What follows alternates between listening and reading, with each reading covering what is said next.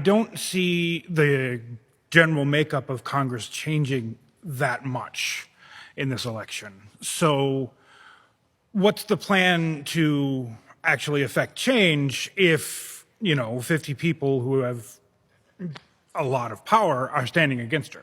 Yeah, so it's a great point. For very good reasons, the president doesn't get to just go and do everything they want. Although Sure. I think he wants to if he gets the chance. It's his whole dictator on day one thing. I do believe it's possible to get things done on a bipartisan basis in Congress, even this Congress. I know that sounds naive, but think about it. That's how the infrastructure bill got done, right? The Biden-Harris administration got a bunch of Republicans, not most of them, but a few Republicans, to work with Democrats to make it happen.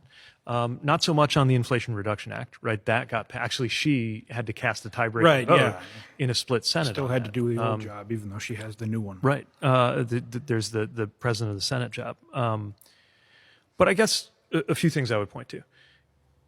For one thing, the powers of the presidency go a lot to whether unions get support, because you get to appoint people to the National Labor Relations Board, people in the different agencies.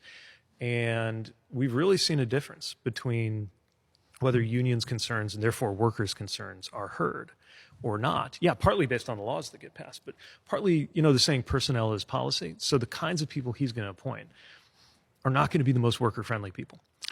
And the kinds of people she's going to appoint will. That's part of the case that I would make. So I'd say...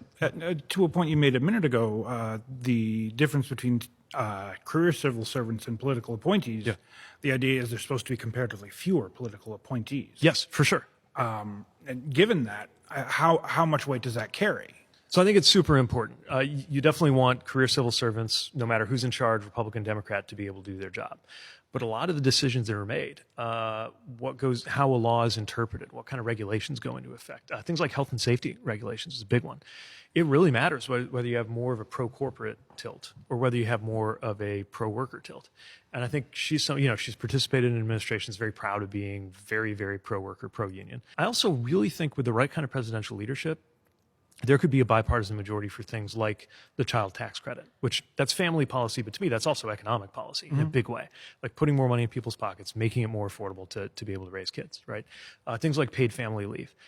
Most Americans think we ought to do it, right? Sure. Republican, Democrat, you name it. That doesn't always mean most members of Congress will do it, but I think with a leader in the White House who puts that really high on the list, that could be achieved. Now, I wouldn't give up on Congress, even though I understand. Are you sure? Because it seems Believe me, I get it.